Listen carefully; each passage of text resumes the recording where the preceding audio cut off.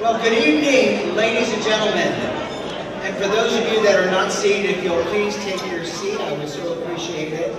My name is Bill Green from HSN, and I'm going to be your Master of Ceremonies again this evening for the 4th consecutive year as I welcome you to the 2017 Florida Inventors Hall of Fame Induction Ceremony in Gala.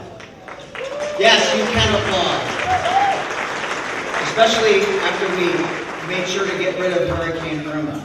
So we've all traveled a bit in time tonight, as you'll see in the program. We're going to go back to September 8th, the original date for the induction of our 2017 class of honorees. A hurricane may have delayed us for a few weeks, but it couldn't stop us. And tonight, we're thrilled to have all of you here with us tonight. I'm excited to be with you again for this evening to celebrate the 4th annual induction ceremony and honored to have been in this role since the very first event in 2014. As a matter of fact, I am a native Floridian, and I'm proud to represent HSN, the innovators of electronic retailing in the world. A lot of people don't realize it, but we began with the sale of 100, well, what is today of an avocado green can openers that we sold on radio, and we made the customer pick them up from a warehouse and pay for them. That was the inception and the innovation that led to today being a global leader in the industry. I've spent the last 23 years of my life working for HSN. As a matter of fact, wait a minute, you can't applaud something for me. I'm celebrating my 24th year with HSN tonight. Let's hear it. Yes. You can't applaud that. I am applauding. I survived 24 years, and now I am the on-air guest trainer, and I'm responsible for training the fabulous guests that you see on air, presenting their inventions and their products on television from all walks of life. Today, HSN broadcasts to over 90 million homes, and it was the model network for dozens of shopping networks throughout the U.S. and around the globe. So, with that said, HSN, we have a front row, as you can imagine, to see the creativity of thousands of entrepreneurs dating back to 1977. And it's thrilling to be here tonight with a front row seat to meet some of Florida's greatest inventors. It is with great pleasure that I introduce to you one of them right now, as a matter of fact. You know him, and I know him as a friend, and Dr. Paul Sandberg, a 2015 Hall of Fame inductee and chair of the Florida Inventors Hall of Fame Advisory Board. Please put your hands together in a warm welcome for Dr. Sandberg.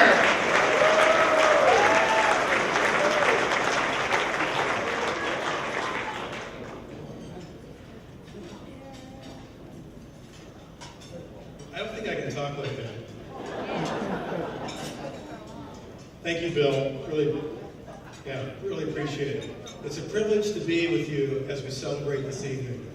We are honored to have so many friends and supporters with us, including the U.S. Commissioner of Patents, Andrew Hirschfeld, and Elizabeth Gordy from the United States Patent and Trademark Office, flew all the way here.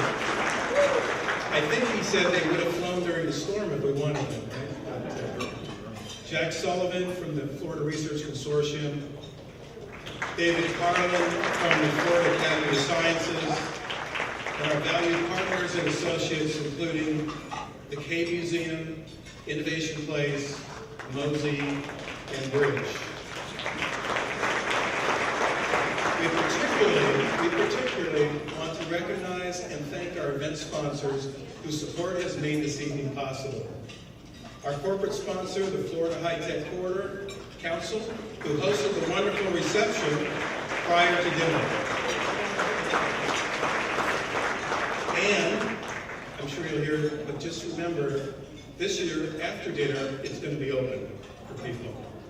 Thank you, Ed Shones and Randy Barrage.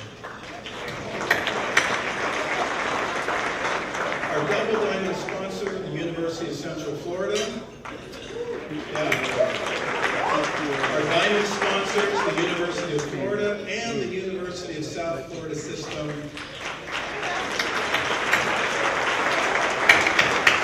And our gold and silver sponsors.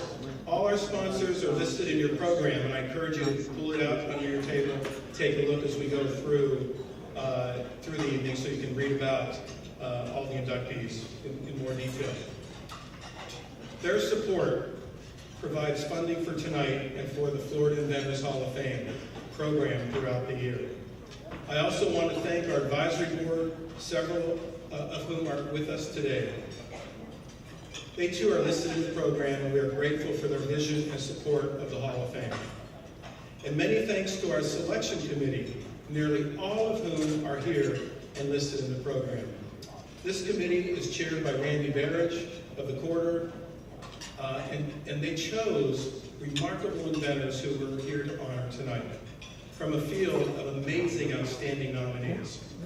It's always a difficult choice. We thank each of you for your service. I especially want to welcome our new inductees and their families, friends, and colleagues who are with us to celebrate their exceptional accomplishments and to thank their nominators for putting them forward to this honor. So thank you for all the families for coming.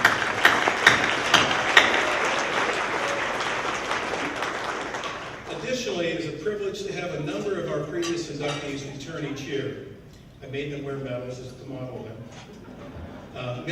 We are honored to have many of them with us, and I invite you to come to the stage at the end of the ceremony for a group photo.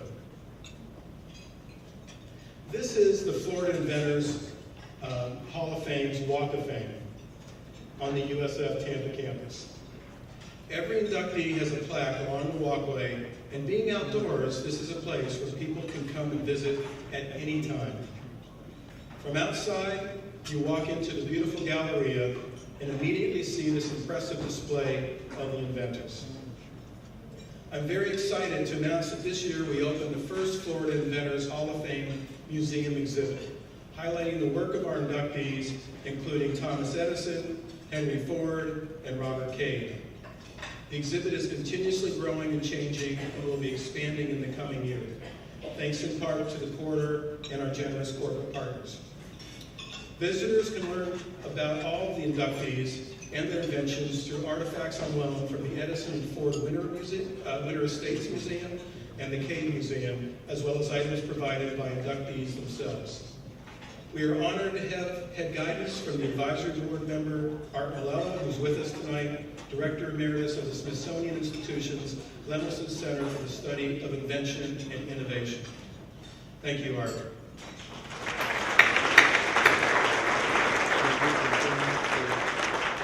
And with our support, each of the inductees' videos is archived by the Smithsonian Institution. We hope you will visit the Walk of Fame and the museum exhibit located on USF's Research Park while you're in Tampa. I also want to encourage those of you in the Gainesville area to visit the new Cade Museum, which will feature a Florida Inventors Hall of Fame display as part of their Florida Technology Showcase, honoring Florida inventors from across the state and opening next year. Yeah. And they're here today. We are now accepting nominations for next year's Florida Inventors Hall of Fame and encourage you to visit our website for details regarding the nomination process. And we hope you will join us right here at the Hilton on Friday, September 7th, 2018, providing no hurricane, when the Florida Inventors Hall of Fame celebrates its 5th anniversary. Yeah. Now it is truly my pleasure to introduce one of the founders of the Florida Inventors Hall of Fame, Dr. Judy Genshaft, President of the University of South Florida System. Please welcome President Genshaft.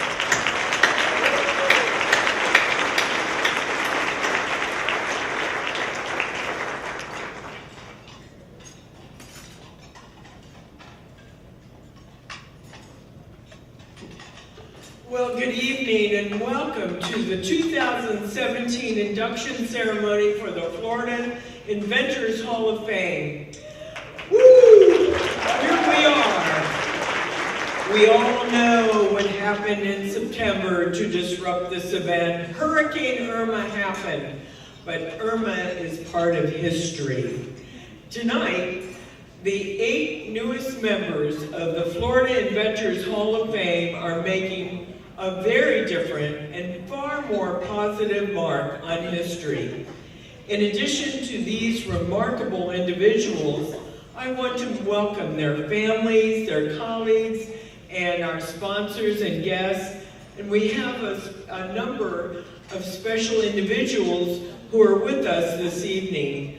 So let me just acknowledge the members of the University of South Florida Board of Trustees who are with us: Nancy Watkins, Stan Levy, James Gary, and if you don't mind, wave your hands. Thank you, thank you. And very special guests and part of the University of South Florida, Les and Pam Muma. Les and Pam of the Muma College of Business. Thank you. And I'd also like to recognize our sister state university system institutions represented here tonight.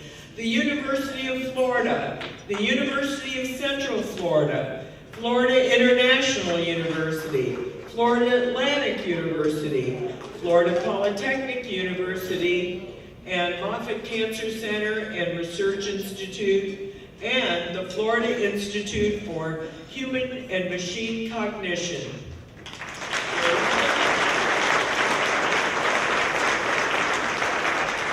But we also have other institutions that are in this state and that are private institutions, including Embry-Riddle and the University of Miami and the Florida Institute of Technology. So thank you as well.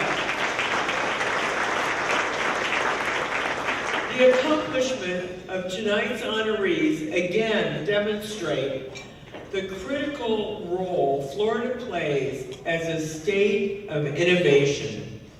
These men and women are responsible for remarkable advances that improve the lives of Floridians as well as people across the country and around the globe. And collectively, they hold more than 270 United States patents. And as a community,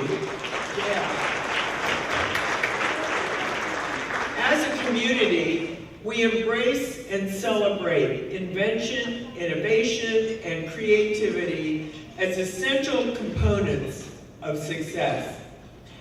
The United States Patent and Trademark Office plays a key role in American innovation, and that's why we are so pleased that Andrew Hirschfeld, the Commissioner for Patents from the U.S. Patent and Trademark Office, could join us this evening. So please join me in welcoming Commissioner Hirschfeld.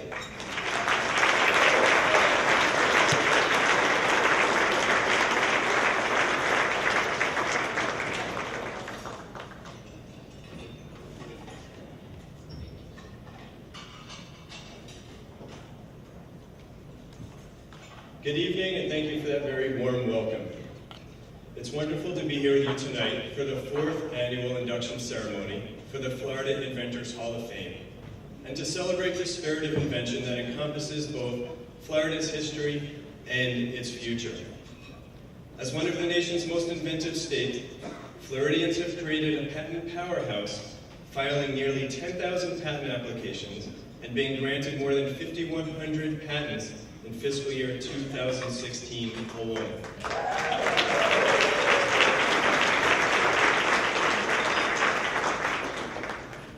And Florida's place in our inventive history of our nation is well documented. It was in Florida that Henry Ford conducted aeronautical research on early airplanes and advanced V8 engines, and where Thomas Edison created advanced research and development methods in chemistry that are still in use today. Florida has given us life-changing innovations for space exploration. Florida has also given us air conditioning.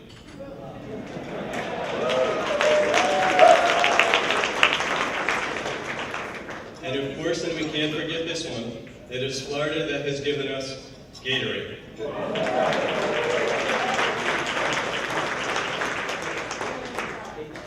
And tonight we honor a new group of inventors who have left their mark on our lives as well. Because of the 8 talented and forward-thinking individuals in the class of 2017, our nation has leading technology in solar energy, artificial intelligence, and mobile communications. Because of tonight's honorees, we have better medical care, global connectivity, and the first topical treatment for glaucoma. For the first time in the Florida Inventors Hall of Fame, we are recognizing and inducting a married couple of invention who, in addition to generating many new technologies in the aerospace and healthcare industries, are greatly admired for their lifelong commitments to education. Each of tonight's honorees has shaped the future with their intellect, work ethic, and their drive. Each of them has made life better for others. For more than 2 centuries, the spirit of invention has been embedded in the spirit of the United States of America. The United States Patent and Trademark Office is proud to have issued the patents to these exemplary inventions so that our nation could lead the world with revolutionary advances in science and technology. We may live in an era of global change, but rest assured, the USPTO is committed to protection and the advancement of intellectual property so that America remains at the forefront of global innovation. The inventive spirit is alive and well in this room tonight and across the nation. The Florida Inventors Hall of Fame and tonight's honorees remind each of us of the power we individually hold to make the world a better place in our own way. It has been an honor to be a part of the growth of the Florida Inventors Hall of Fame and to witness Florida harnessing the power of knowledge and innovation to build towards a better future for all. On behalf of the more than 12,000 dedicated public servants of the United States Patent and Trademark Office, congratulations to tonight's honorees on this well-earned recognition. We can't wait to see what you will come up with next. Thank you.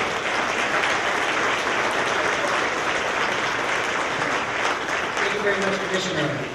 And we are just about ready to begin the induction ceremony, and I'd like to ask before we do, for you to pull the card out that's inside of your program. Every one of you in the room, and I'm watching, there's a card in the front of your program, and it's a very special invitation for you to become an early supporter of the New York, Florida Inventors Hall of Fame Museum exhibit.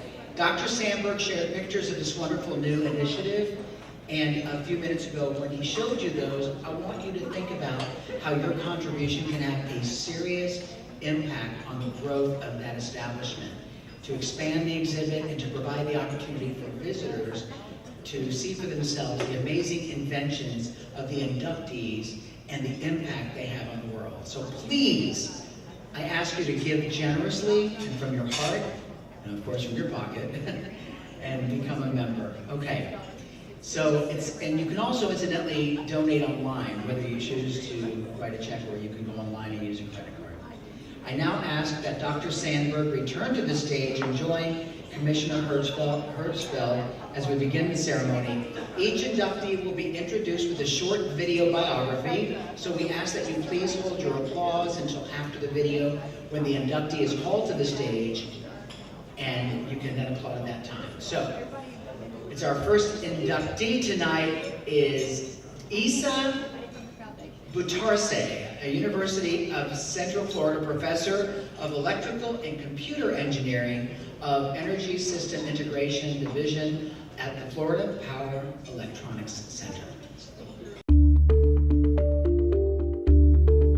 global warming is there, and we have to recognize it. And there is no backup plan for Earth yet. But we have Earth, one planet. Our field of power electronics has to address the changing world.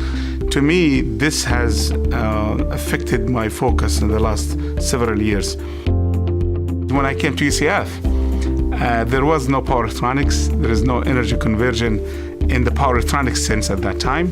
The success came in '98. I received a small grant from National Science Foundation for equipment. And that's the beginning of my research lab. It was a good, impressive lab. And since then, we've been in that area. So nature gives us energy in one form, but human needs is different form. To capture that energy from the sun, what we call photovoltaic, PV, is to put the power electronics in the back of the panel. That was a paradigm shift in the mentality. It's a new architecture. Everyone told us it cannot be done, it's too expensive. So I said, this architecture, with the support of my friends and colleagues at the university, said this architecture should work.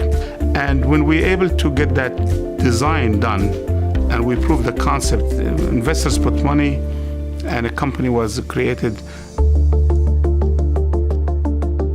Isa has been dedicated to the mission of UCF and made sure through his contributions that he's progressing this mission in a forward direction.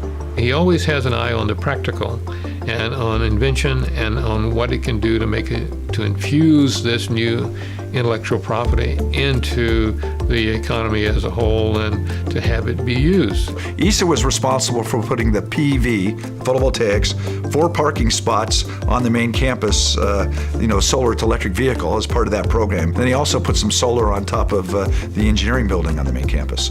He works hard, and he has a vision. He sees things down the road that other people don't see before they see it, and he's dedicated. He commits to this stuff and makes it happen. Isa is one of the few faculty who has a very strong entrepreneurial spirit. So a number of his students, after they graduate from his lab, started their own companies, and they are having significant impact in the profession. He has great ideas. His ideas also are not ending with the publication of a paper, but they have a very strong commercialization potential. My greatest moment of pride, of course, I always go back to my students and the team. Really, the students we get at UCF helped me to realize how important this subject is. Dr. Batarsa, the way he ran his lab is he liked all his students to work together and help each other learn, because power electronics is a wide scope. Where he really excelled, for me at least, is providing me a lot of opportunities that I couldn't have got anywhere else. He has the ability to pick out and nurture young colleagues, as well as fantastic ability to mentor his students. He infuses in his students this kind of concept of entrepreneurship and invention. Well, a lot of people talk about making Central Florida as the Silicon Valley of the East, and I think Isa, in his own way, is contributing in this particular vision. So it has been 25 years of academic, social, life that I greatly appreciate and thankful. It's a great honor for me to be recognized, and I hope this is the beginning of success for me and my team, and hoping that we'll have more success stories in Florida and to be able to recruit more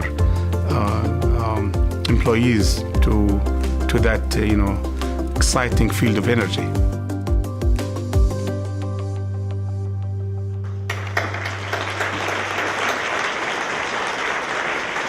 Unfortunately, the date change made it impossible for Dr. Batarsa, who's currently out of the country, to be here tonight. But accepting on his behalf, please welcome Dr. Tom O'Neill, Associate VP for Research and Commercialization at UCF.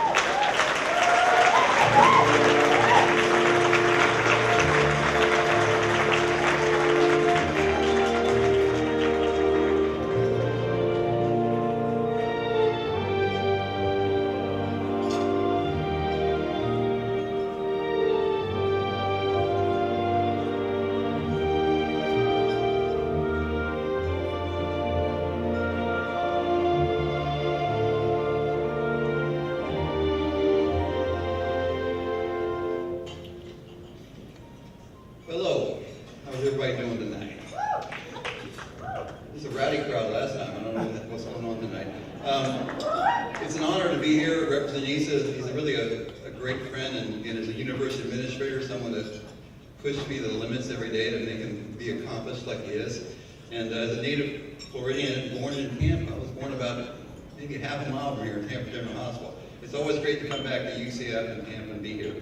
What I asked Lisa to do was to tell me what he would say if he was here tonight. So I want to read a document I got from him. This is Misa, and he's in Jordan. So I've had the pleasure of visiting him in Jordan. He's a great guy, and he's one of my best personal friends. From Misa, good evening and greetings from the Dead Sea, Jordan. First, please accept my sincere apologies for not being able to be with you tonight due to another conflicting obligation that brought me to Jordan this evening. I am writing you these words nearly 1,000 feet below sea level from the Dead Sea. It's really a great honor for me to be recognized by the Florida Inventors Hall of Fame. I'm truly thankful to the selection committee for honoring me with this award. The Inventors Hall of Fame is contributing to the growth of Florida's innovation sector by recognizing the work of students and scientists in the state. And for that, I am individually honored and I am truly grateful.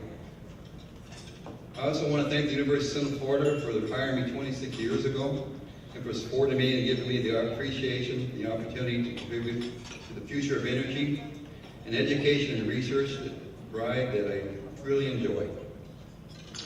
Without the help and support of my students, I wouldn't be here, and I'm accepting this award on their behalf tonight. I also want to acknowledge my wife, Sylvia, and my kids, Sarah, Peter, and Julia, who have been the source of mentoring and unending appreciation and patience and understanding. I entered the field of power electronics because I wanted to explore ways to turn one of our greatest natural resources, the sun, into a viable and affordable energy source for the world. Today, Florida is ranked the third largest workforce in the U.S., with the tech sector leading the way. The supply of highly qualified and capable technical talent is a key to enabling factor for Florida's high-tech economy and industry and competence. UCF is playing a major role in supplying such talent. More can be done as UCF continues to improve its national and international rankings and attract top students from them all and all over. I'm honored to have played a small part in attracting such talents in the state of the nation. We have made inroads in that direction, and we are so many individuals that I want to thank for their commitment and dedication here at Levy to this podium tonight. Not him, not me. I want to recognize several people that have been invaluable. From UCF, President John Hitt, Elizabeth Clown, Vice President of Research for the Dean of Graduate Studies, Michael Giotopoulos, Dean of the College of Engineering and Computer Science, Jim Fitton, Director of our Florida Solar Energy Center, Tom O'Neill, I didn't write that in, he said it, Associate Vice President for Commercialization Innovation, Ninjay Swallow, Distinguished Professor of Optics Physics and Electrical Engineering, and Creel, our College of Optics and Photonics. I also want to thank Ed Jones and Randy Barris for the Florida High headquarters, as well as many friends and colleagues from UCF and faculty. Again, thanks for this great honor. I accept it truly and humbly. Lisa Patarsi.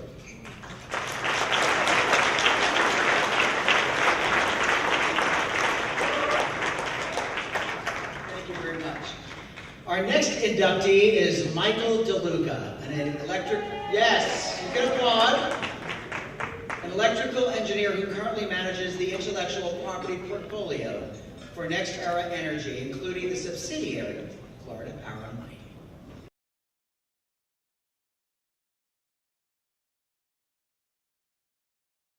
There's always a problem, and there's always the problem has a solution. So the solution is typically an invention. So I like to solve problems, and I know how to spot an idea and shape an idea into something that you can actually get a patent out of.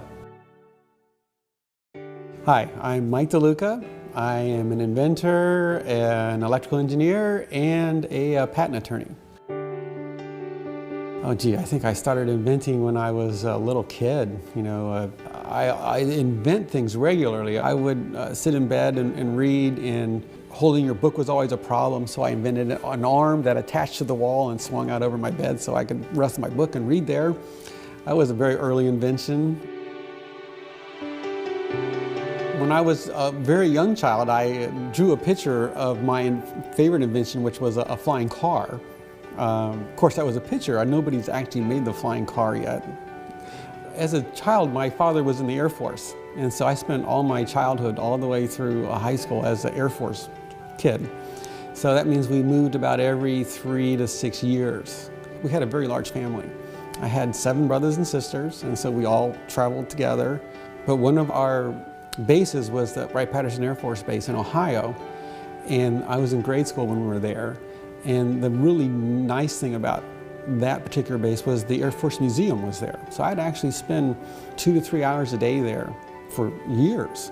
Just looking at the airplanes, watching the evolution of technology from the Wright brothers all the way to the supersonic transport planes. It was fantastic. I think it actually set the stage for my career to be an inventor because you could watch the progress of this technology, and I was really exposed to it, so I thought it was fascinating. My father eventually worked at the Pentagon, and we were in Virginia, so I actually got my engineering degree from Virginia Tech. When I graduated, I got an offer from Motorola in Plantation, Florida, and then we've been here virtually ever since. So I could just kind of jump ahead, but while I was at Motorola, I was inventing quite a bit. Well, like I have 150 patents now, and they're in a lot of different areas, but on one of them that we did is a way for computerized devices like cell phones and laptops to significantly save a lot of power, make their batteries last a lot longer. That is used in virtually every cell phone and every laptop today.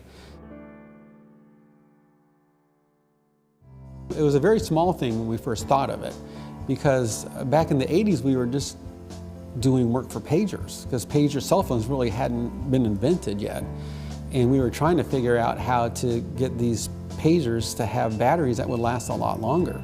Most people that use computers, you realize that the computers, they only run fast 2 to 3% of the time, and the rest of the time they're virtually sleeping. So we figured out how to get their sleeping power down really low. We came up with this idea called voltage scaling that allowed the computer to run at a high voltage quickly and run at a low voltage slowly, and there's a lot of things you have to do to make sure that that system works, and we went ahead and built it. My co-inventor, Mario Rivas, had a lot to do with helping us implement this. Mario was more on the semiconductor side, and I was more on the process and how does all of the system work side. But together we pushed this through the system, and eventually that approach got picked up by all cell phones and laptops, and it's what helps make things last so long today. These inventions, they were not only invented here in Florida, but the products that they went into were designed here in Florida, and they were actually manufactured here in Florida also. And then they were exported all over the world, from right here from Florida.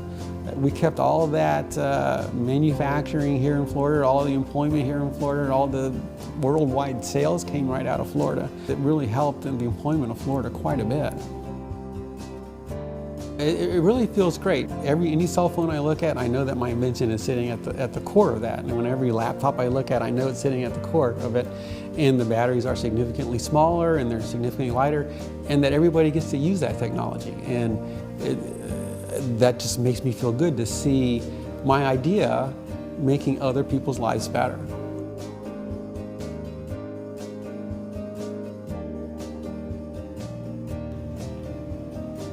Ladies and gentlemen, put your hands together and welcome to the stage, Michael Deluca.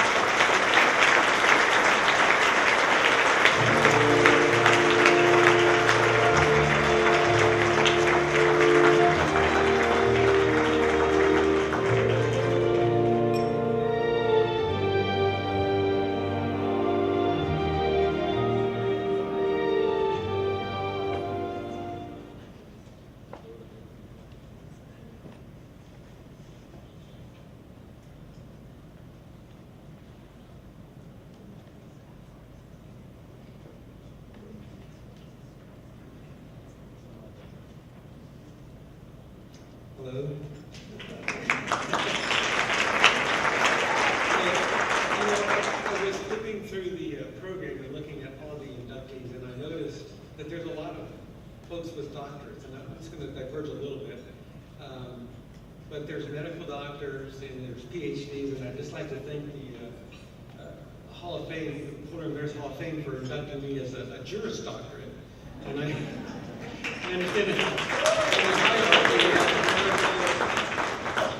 PhD in Juris, depending on where you feel about it. I got into this line of business because I'm first and foremost an inventor. And being a patent attorney really allows you to work with inventors and help inventors become better people, and it's actually a great place to be. But when it comes to voltage scaling, it's kind of a complicated thing to talk about, so I brought some samples. This was a cell phone before voltage scaling, and this is a cell phone after voltage scaling. It's much thinner, it's much lighter, battery life is a lot longer, and it's really helped make cell phones a lot better than they were in the past. So if I can take you back to the mid-1980s, when we first came up with this idea, if you remember back in those days, all the good cars in the United States were made in Japan. All the best electronics, televisions came from Japan. And I was with Motorola, and we were worried about them coming after us. And we noticed that if you actually went to Japan, that there were no American products available there. So we made the bold decision that we were going to compete with the Japanese by taking them on in Japan. So we first launched some products out there that were marginally successful. Then we came up with voltage scaling. And the Japanese technology was quite advanced. But with voltage scaling, we leapfrogged them quite a bit. And those products became very popular. And within a very short time after we released that product, we got twice the market share in Japan over our major competitors like NEC and Toshiba. And it was quite a thing for American engineering. And actually, we never looked back from that point. And if you go to Japan today, you will see a lot of American engineered products available in Japan from companies like Apple and Google, Toshiba, Google and Android and Microsoft and Intel. And all of those have voltage scaling at the core as an important enabling piece of technology. So now as an inventor, it's really flattering and satisfying to know that your invention is helping so many people all over the world at least make their lives a little bit better. Now, I didn't do this by myself. There's a lot of folks that did this. But I would like to recognize at this time my co-inventor, Marin, who helped enable the invention and helped get the product out the door into the hands of people. But better yet, at Motorola, he helped make a sandbox for inventors to explore their creativity and come up with better solutions to problems. And, you know, I have 150 patents and a lot of co-inventors. But at this time, I'd also like to recognize one of my favorite co-inventors. She has over 40 patents on her own, and we've collaborated on a number of those patents. Some of them have resulted in high-profile litigations, and that's a story for another day. But I will tell you that the folks that make these phones, it's a very, very top-caliber folks. It's a very friendly user interface, very likable user interface, but when they hire their attorneys for patent litigation, it's a whole different group of people that you get to meet from this folks. But at this time, I'd like to recognize my wife, Deluca.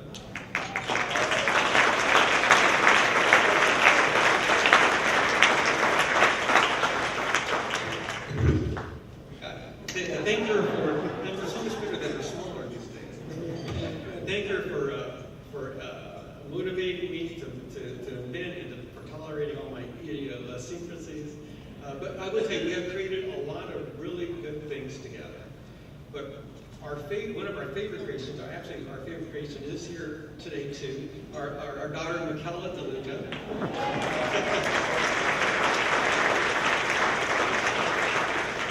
Michaela recently got her undergraduate degree from Florida Atlantic University. Any Allen fans here?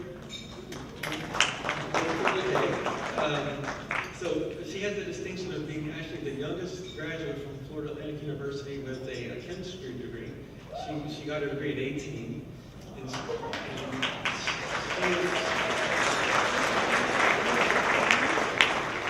she is now enrolled at the University of Florida. Any Gator fans? And she's on track to be one of the youngest doctoral graduates in chemical engineering out of that university. And I would like to say we're looking to see a lot of great things come from her in the future.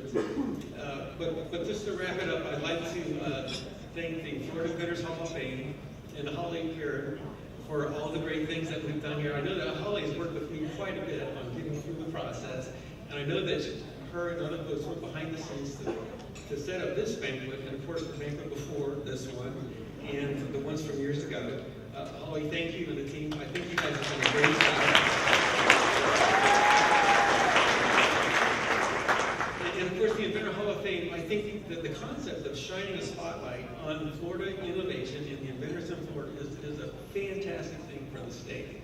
And I have to say, I'm proud and I'm privileged to be considered to be a member of this group. Thank you very much.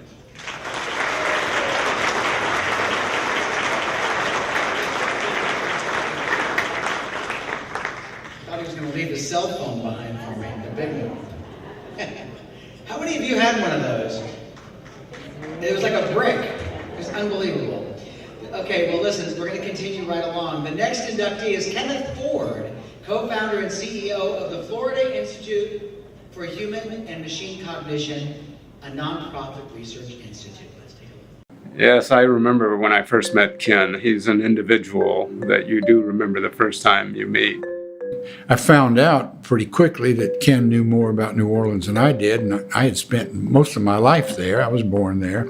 And later I found out Ken knew more than I did about almost everything. So it turns out we knew some of the same people in that community, and it just blew me away that I'm sitting there talking to a leading AI researcher, the director of IHMC, and now I'm talking to this guy who also had this history in rock promotion back in the rock and roll heyday. To put a shorter end to the story, I met Ken and asked him to be part of the NASA Advisory Council. People talk a lot about finding themselves, particularly young people, and that presumes they're lost. I think that's an unfortunate way to characterize youth. It's more the case that people take some time to invent themselves, and we're not a static invention. We hopefully will be reinvented several times during a long and productive life. Oh, Ken definitely belongs in the Hall of Fame, and I'm thrilled he is being inducted. Again, his creativity, his entrepreneurship, his ability to challenge and then develop new and novel things. That is an inventor. He's the consummate inventor. I think Ken is justifiably proud of that Distinguished Public Service Award. It's the highest award that NASA can give to a non-NASA employee. The body of his lifetime work in the field of artificial intelligence is something that, especially in today's time and going forward, makes him a national resource, makes this institute that he has founded, the IHMC, a national resource. So I didn't know how big it would become. The one thing we did know was that sooner or later, the Institute would have to move off the campus. There just wasn't space for it. And the second thing was that eventually it needed more autonomy. It's really hard to be innovative, entrepreneurial, and live in a university. So we knew that was coming. As IHMC evolved, thinking of AI as amplified intelligence, thinking of our role then as not sort of a replacement for humans, but rather developing technology and science that would extend human traits, human cognition, human resilience, human locomotion, and human perception. That led us into broader areas. We've been including biological means of human performance improvement to the mix. So originally the means were all either computational or electromechanical. And so now we're also looking at biological means ranging from nutrition to exercise technology to pharma. In general, we're interested in increasing human performance. The idea of bringing machines to enhance human performance in so many ways was just exciting. And frankly, I was proud that it was in Florida. And I do think, of all the things he has done and contributed to society, the founding and development of IHMC is his greatest accomplishment. He also sat on a number of different committees and boards that were making policy and funding decisions both nationally and internationally. So he's had this just incredible career, and along the way he's also developed and led IHMC, which is pretty impressive. So somebody who can fit in all those boxes, and not just fit in those boxes, but excel in each of those boxes, definitely has to be a self-reinventor, and that's what Ken is. Attitude is everything. Live a passion-driven life. I like to rejoice in the extreme unlikelihood and fragility of my own existence. If you think about, the chance of your existence in the state you're in now, it's vanishingly unlikely to have happened. Literally thousands of pairs of your ancestors had to be smart enough and good enough looking to find mates and propagate. This is all just phenomenally unlikely. And I love all that about the story. Please put your hands together for Dr. Ken Ford.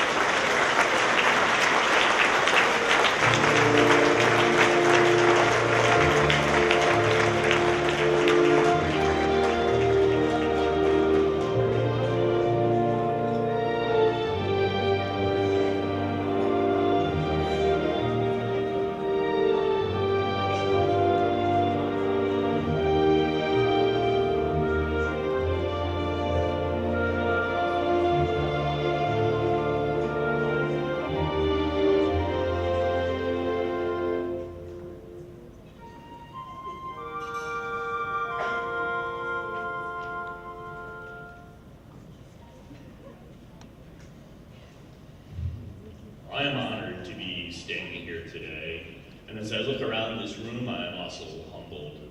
Humbled because it never occurred to me that someday I would be inducted into the Florida Inventors Hall of Fame.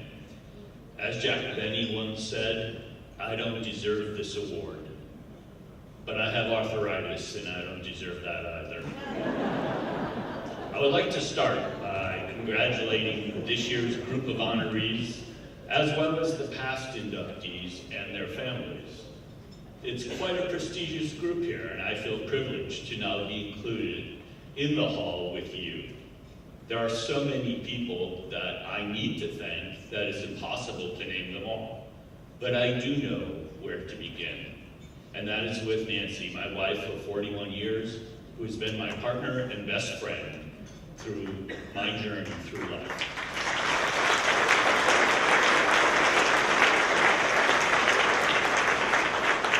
Thank you, Nancy.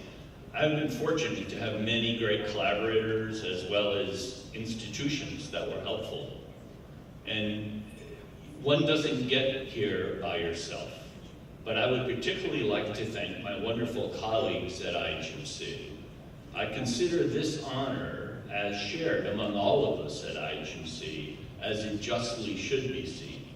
I would also like to thank the citizens and leaders of this state for supporting the research and innovation that we do in Florida, and in particular, in my case, at IHMC.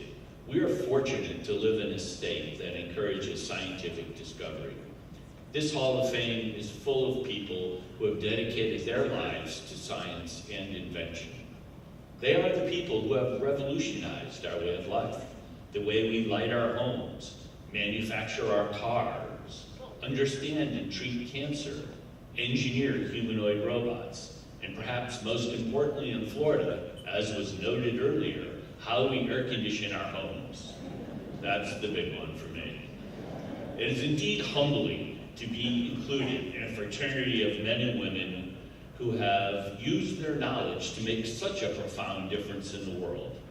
But it is the life that they each invented for themselves that is by far their greatest invention.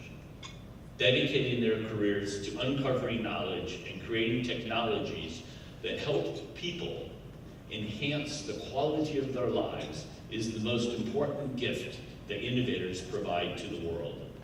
This Hall of Fame, this room, is full of people who have done just that.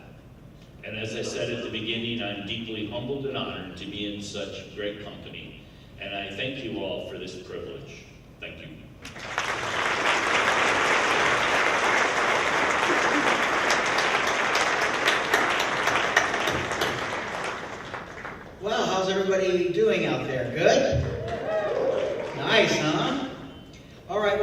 next inductee is Philip Frost, philanthropist, physician, and international businessman in the medical and pharmaceutical fields, and CEO and chairman of OPCO Health. Let's take a look. I was born in South Philadelphia. I lived above my family shoe store until I was about 13 years old. I had the great advantage of going to good schools. I was able to get scholarships to University of Pennsylvania and then later medical school in New York at Albert Einstein. I went back to University of Pennsylvania for my residency in dermatology and then went to the NIH. I was at the Cancer Institute, so we dealt with the most serious types of cancer. But again, doing the research to develop new drugs. And while I was there in my group, we developed one of the early therapies for treating lymphoma and leukemia. And finally, I landed in Miami at the University of Miami on the faculty. While there, I had several ideas for new products as they related to dermatology. I think the first thing really, I'm not even sure you would call it an invention, it was an adaptation. There was an instrument that dermatologists use called a punch for taking biopsy specimens of the skin, and I can remember when I was a first-year resident at Penn, having the nurse having to sharpen and then sterilize that punch each time, and it was at the time when there was a movement toward disposables. And so I thought, gee, I could make a punch that was disposable so you wouldn't have to sharpen it and clean it ever. And that's what I did. And that turned out to be a interesting thing to do, not so much from a commercial point of view, because even though the disposable punch is now used all over the world as a standard, from a commercial point of view it was not very important. But it gave me the opportunity to use that asset to take over control of key pharmaceuticals. I had a great partner there named Michael J. Harris, and the two of us had the opportunity to build a company which 20 years later we sold to Shearing Plow. And all that while I was still doing dermatology as the chief at Mount Sinai here in Miami, and we started a second company called IVAX, and it was that company that 20 years later we sold to Teva. And here we are now with my third company, OPCO, having a great time developing new products with a big diagnostics business that we think will help a lot of people. Even from the beginnings in medicine, I always was interested in new projects, new ways of doing things, developing new drugs. And over the years, I've had the good fortune to be associated with the development of several that became quite important. I think what I'm most proud of is what Patricia, my wife, and I are up to now. And that is figuring out the best ways to use what we've acquired to help other people and to do good things for the community. We're interested in providing for a better life for those who follow us. And what we're very proud of is the School of Music at the University of Miami, the Art Museum at FIU, the new Science Museum, and the newest venture of ours is a new Institute of Chemistry and Molecular Biology at the University of Miami. And we like to invest in areas that we think are important. Please welcome Dr. Philip Frost.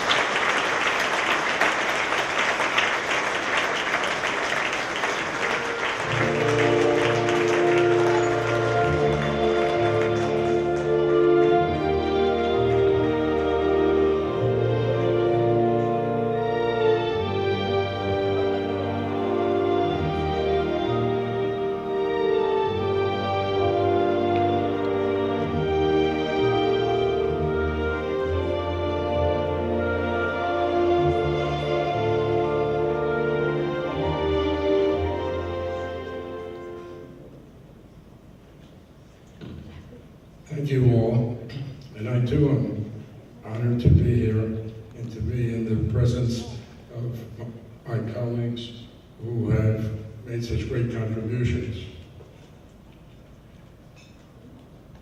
As Drew Hirschfeld has indicated, approximately 50% of the patent applications result in an issued patent, but only 5% of issued patents wind up being exploited and having commercial value. I've been fortunate enough to benefit from the commercial exploitation or one or more of these. You know, there are ideas, there's innovation, there's invention, there are patents, and there's commercialization. They don't always go together. Let me give you an example. When I first started in dermatology as a resident at the University of Pennsylvania, my brother, who was a dentist nearby, had a family of patients in dentistry with children who were born with an unusual disease that was difficult to diagnose. They were red and scaly from the time of birth. So he referred them to my clinic, and we had a look at him, and they carried the diagnosis congenital ichthyosiform erythroderma because they're red and scaly.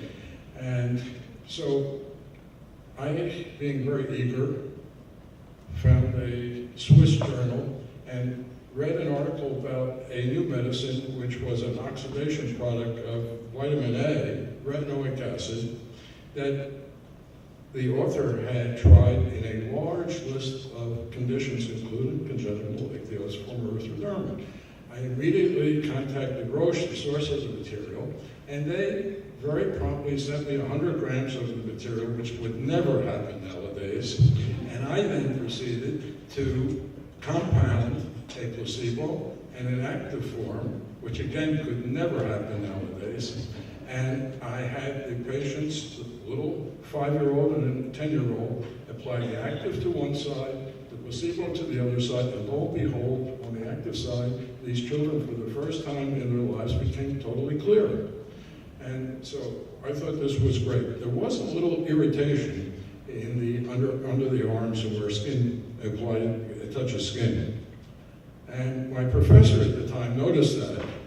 And at the time, it was thought that acne needed to be treated with medicines that caused exfoliation, that causes scaling, to open up the hair follicle so that the sebum could come out. And it was also thought that the problem with the then existing medicines was that the skin became hardened to the irritating effects. So he thought, gee, this is a compound that could be very, very interesting for acne. And he asked me if I would give him some of my material, which I did.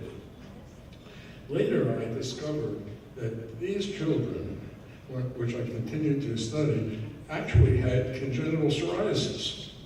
So I immediately filed a patent for the use of retinoic acid to treat psoriasis, and a patent was issued.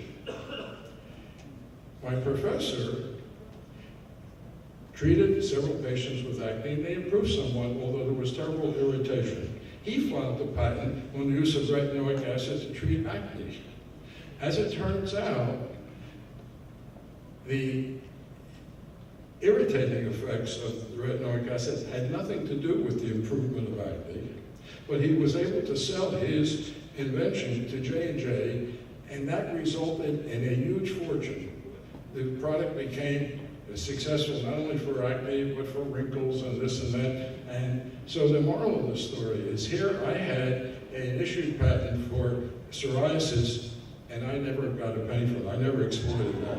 He got, and that was a valid patent.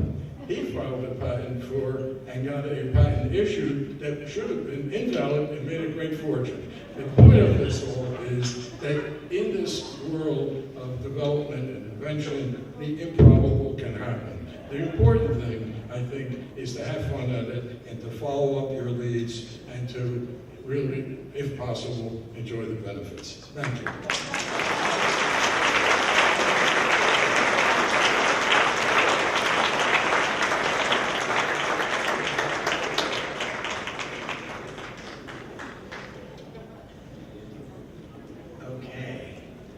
Great story.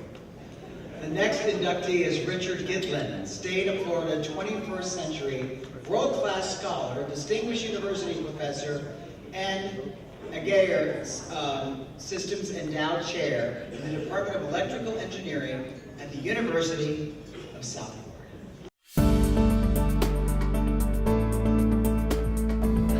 Well, I grew up in Brooklyn, New York, and I was always interested in math and science. I really didn't know too much about engineering, but I learned about it soon enough. My dad had brought home a lot of educational books. What does an accountant do? What does a physicist do? What does an engineer do? And so I was quite interested in math and science, and then I learned about engineering, and I was a fairly good athlete. And then my uncle, who was a surgeon, said, well, math, science, you do good with your hands, you should be a surgeon. And one day my uncle said, let's go to the hospital, I'm doing surgery today. It was an appendectomy, and I'd like you to come watch it.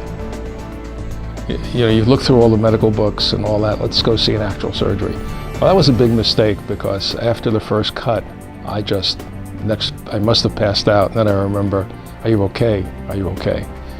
And I said, Uncle Mike, I think I'm going to become an engineer. I had entered the City College of New York, and I was enrolled as an engineering student. And a very memorable experience that helped really put me firmly into engineering as opposed to science was I had physics by a very well-known professor, Professor Zemansky. He and Professor Sears of MIT had written this sort of a standard physics book that everyone used in our generation. He says, but I want to ask you a question. You're really an excellent student. Have you considered becoming a physicist? I said, Professor Zemansky, you know, I come from a modest background. I don't know what the future holds, but I think it's clear if I get a bachelor's degree in physics, I'm not considered a physicist. If I get a bachelor's degree in engineering, I am an electrical engineer, and I can go out and work. And so it was clear at that point then I became an electrical engineer. So I was very fortunate. I joined a research group in Bell Labs, and people had various accomplishments and experience and came from all the top schools. And I worked on building high-speed modems, really the research aspect. We had about 100 people, and we decided we had to change the reality. And by simply removing some inductive coils, which made voice conversation better, but limited the bandwidth to about 4,000 hertz, we found out that we had a very broadband channel. And the eureka moment was that we could actually send megabits on the installed base of copper. We did some theoretical calculations, I and my colleagues, and then in a skunkworks, that is unannounced effort, we decided to build. This became DSL, Digital Subscriber Line, which is what many of us have used to connect to the internet for many decades. The inventions that I'm being honored here tonight, in addition to DSL, were done at USF here in Florida. When I came, I had an idea for a new paradigm for minimally invasive surgery. So the background is, several years before, I had a problem with my kidney. I had kidney surgery at NYU Hospital in New York using the Da Vinci robot, the $2 million machine. And in talking to the surgeon both before and after, I learned about the limitations of such a device, of such a system. It occurred to me if we took this centralized $2 million machine and broke it up into distributed parts, like small cameras with motors that could move around, power supplies that could be brought in, and maybe surgical instruments that could perform surgery. And these would all be wirelessly controlled by a surgeon at a computer and a joystick. And that was the concept. And we started seeing how we were going to build this. We filed some patents. So Dr. Gitlin has really been a tremendous contributor in all aspects of his position in the department in terms of the research programs that he has developed, the way that he has mentored his graduate students and helped them proceed on to very successful positions in industry and academia. His truly unfailing commitment to helping us improve the way that we are organized, the way that we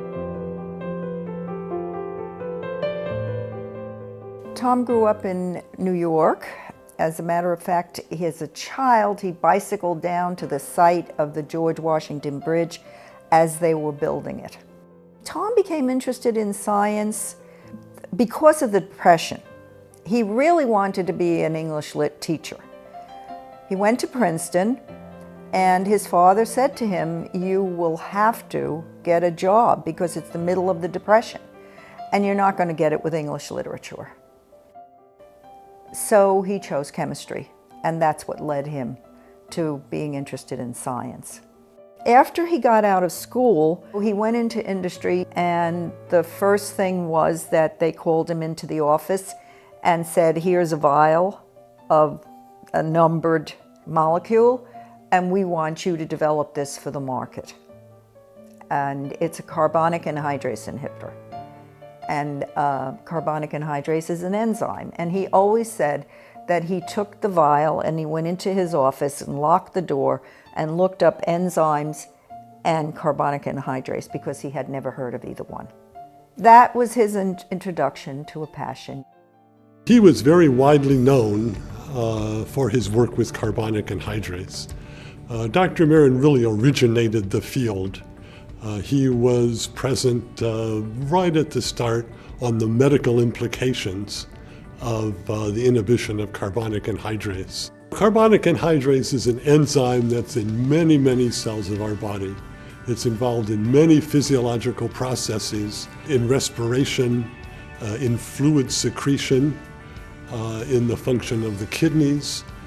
In the area of fluid secretion, it's involved in the formation of ocular fluid, hence the relevance to glaucoma. Tom's focus was on studying the permeability of different carbonic anhydrase inhibitors so that he could get a topical drug to work for glaucoma. He was studying compound after compound, trying to define in the eye what controls the permeability, what controls allowing a drug to get into the eye. For decades, researchers thought that it would not be possible to have an eye drop that would be effective inhibiting carbonic anhydrase and controlling glaucoma. Tom was a fighter, and he believed that this could be done. And that was his genius, that he was able in the lab to produce carbonic anhydrase inhibitors that would pass across the cornea and be useful in the control of glaucoma. Tom needed, of course, a pharmaceutical company to get the drug out onto the market. When Merck saw that this could be done, Merck took up the project. They tweaked Tom's discovery to get a medication that perhaps would pass the cornea a little more efficiently, that would still inhibit carbonic anhydrase. And lo and behold, here comes Trusop. He and the school licensed Trusop to Merck. And for several years thereafter, it was a leading, if not the leading, source of royalty money for this university. He's an example of a methodical, persistent approach to innovation.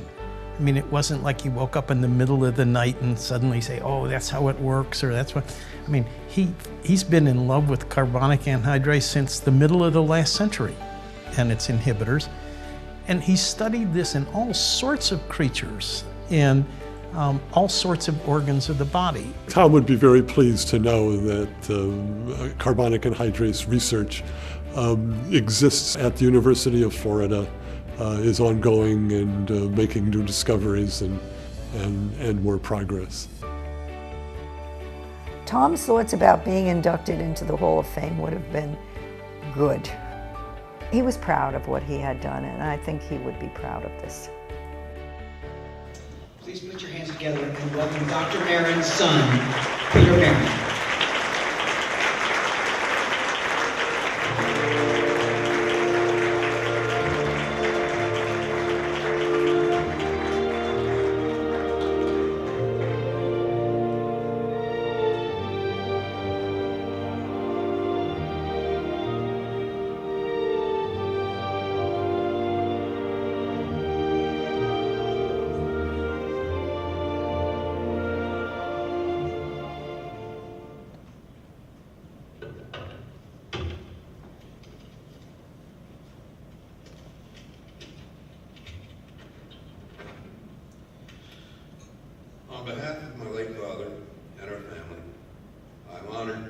to accept this award from the Florida Inventors Hall of Fame.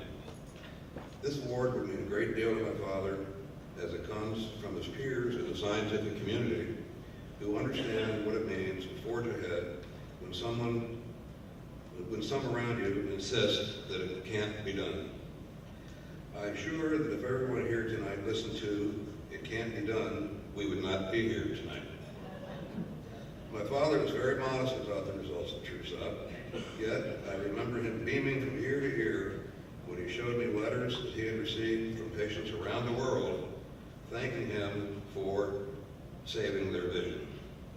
Again, to the Florida Inventors Hall of Fame, thank you for acknowledging my father's achievements.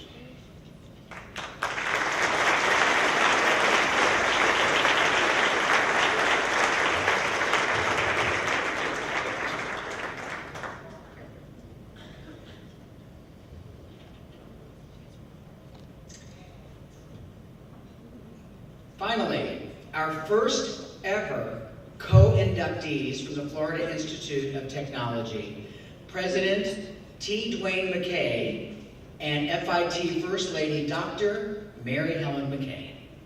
Dr. Mary Helen McKay is a native Floridian and graduate of SFU and UF, former NASA payload specialist astronaut, and director of the National Center for Hydrogen Research at Florida Tech.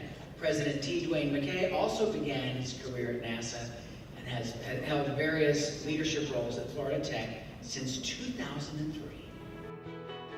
One of my favorite sayings is by Harry Truman, who said, "It's amazing how much you can get accomplished if you're not worried about who gets credit for it."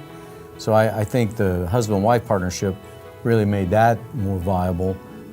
I can't say we solved all of them, but we solved several problems that other people have been unsuccessful in solving. I don't know when I first became interested in science. I think for me it was just kind of a gradual progression from about when Sputnik was launched. You know, of course, all the succeeding launches since I lived down in Florida. And then I decided that I wanted to be a rocket engineer, and I ended up marrying one instead. Well, I've been always interested in everything I ever did, so I didn't really set out to have a NASA career. And so it was just a progression that I always told my students, you know, don't try to plan your life out. The most exciting things will be the ones that just sort of wander by you when you're not expecting it. We spotted each other on the tennis courts. I noticed this somewhat attractive young man with actually nice-looking legs, my dear, and playing on the court next to me. And I found out later that he had noticed me on the other court. So that's how we first saw each other. Asked for a date, finally manipulated one, and she beat me on the tennis court, 6-love, 6-love, and I was determined to get a game from her, so I've been still trying years later. I applied to NASA to work the first time as a co-op from Florida State University, and it worked out fantastic. That's where I really learned that I had a love for materials science, was because they had a very big materials research and development lab. Well, we decided when we left NASA that we wanted to work together, and so that's when we went to the University of Tennessee Space Institute. We formed a research team to do laser materials processing and microgravity solidification in space, because it gave us the opportunity to combine our different talents. It was really a nice partnership because, you know, my area was fluid mechanics and her area was metallurgy. We were doing processing of materials using lasers. That was our first big endeavor together. We would have been good research partners even if we hadn't been married, I think. Mm-hmm. You know, we were learning every day. It was a new field. We went from knowing very little about laser interaction with materials to probably being one of the best groups in the United States. So, you know, when you're good at something and things are going well and people big companies are paying you to do work for them and they appreciate what you do, you see all kinds of new things, and that's what leads to innovation and invention and the things that make being a scientist so much fun. Well, the research accomplishment I would pick that makes me proudest is our little solutal Bernard cells. And I think what was interesting, we were trying to understand concentration-driven instabilities in fluids. It was a beautiful piece of work. That's the research side. The practical side, you know, there are all kinds of things that we did, treating the beds of gravel hauling trucks and making a lawnmower blade that would last 8 times as long as another blade, and all that by just trying new things using the treatment of different materials with lasers. I would really like for people to appreciate the use and how beneficial the use of lasers and such can be. On the more personal level, I'd like people to just understand and realize how much fun it is. And you put in a heck of a lot of hard work and hours and hours and hours, and then you get that eureka moment when you finally have the right processing parameters, or you see your experiment, the video coming down from space. That makes it all worthwhile. And I would love for other people to really appreciate how beautiful and wonderful it is to do science and research. And you know, when you pull together, it's amazing what you can accomplish. It's just flat fun.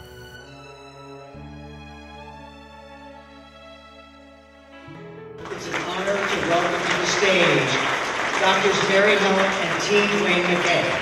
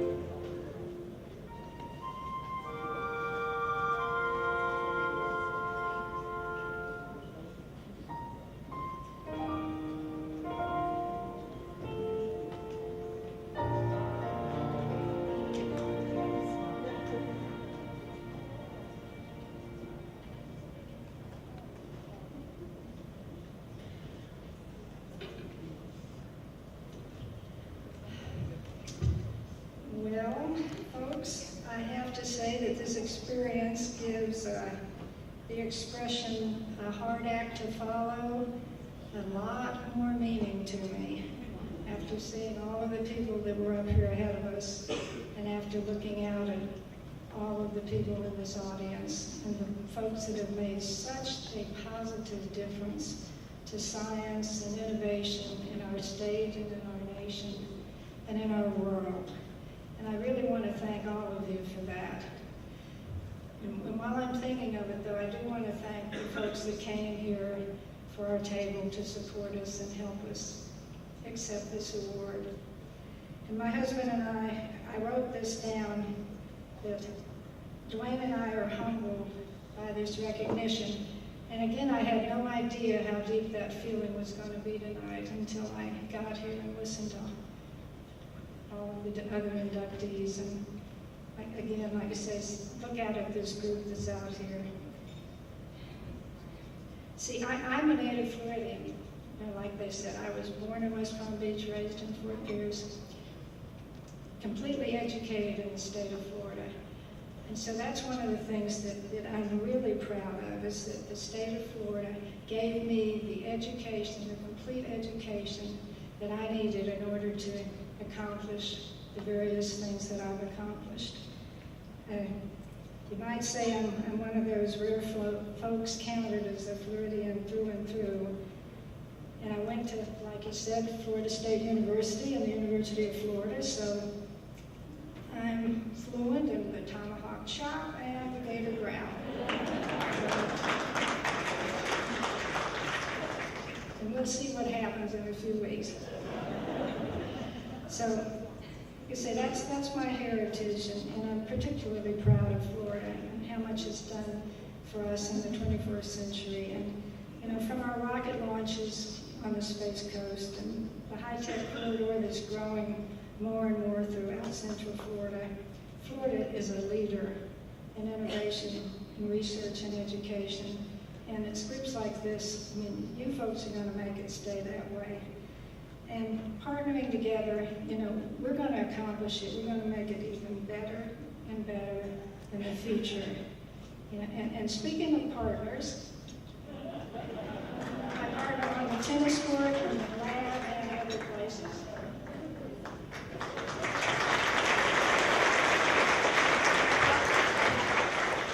Well, excuse me, we've worked together a long time. You know, I don't think most people here have any idea how difficult it is for a woman to break into the engineering field and be a big success. I thought one of the great examples was when we were in Tennessee. She won the H.H. Arnold Distinguished Researcher Award, which was the biggest award that they gave. It was given by the AIAA, American Institute of Aeronautics and Astronautics, and the plaque was weighed about 60 pounds, and it was beautiful, and it commended Dr. Marin McKay for his contributions to the world of aeronautics and astronautics. And so when they presented it, they were pretty embarrassed, but she refused to let them have it back. And she said, no, I think this will remind me. But, you know, we're very honored, especially, you know, for me, even more so probably than the others, because two of the people that I've respected technically for years and years, more than any other that I've ever known, are Ken Ford and Marin McKay, and to be inducted with them at the same time, certainly not an honor that I truly deserve, but one that I am so pleased to be able to receive. And you know, it's hard to imagine when you're working in the laboratory. You know, we're not, these other folks that have been up here are incredibly creative individuals.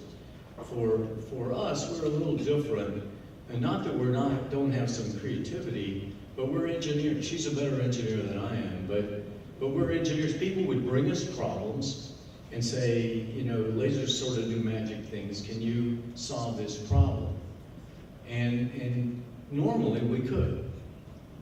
But the inventions came because we'd say, you know, we could take that process, which was drilling dross-free holes for bone growth in prosthetics, or treating surfaces to make them last longer, or allowing instruments to be tracked in hospitals, or any of the things. Every one of those things, we set out to do something for someone to solve a specific problem, but then the creativity was, you know, this process can be used to do something even bigger and better and perhaps even more useful.